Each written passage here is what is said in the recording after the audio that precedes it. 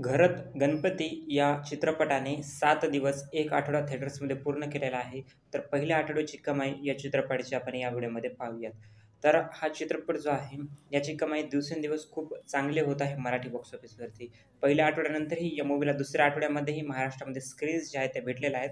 त्यामुळं हा मूव्ही नक्कीच एक चांगली कलेक्शन करेल, चांगली कमाई करेल असं मला वाटत आहे.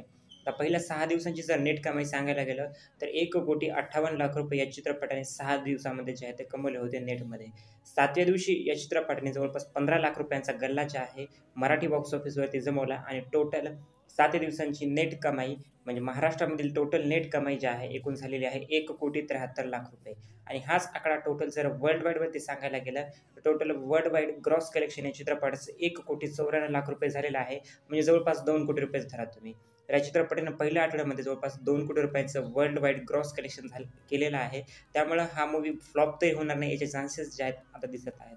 दुसऱ्या आठवड्यामध्ये हा चित्रपट किती कमाई करतो व किती नाही तेही आपण पाहूयात. परंतु नक्कीच हा चित्रपट एक चांगली कमाई करेल असं मला तरी वाटतं.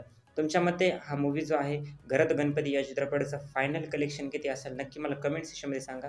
थँक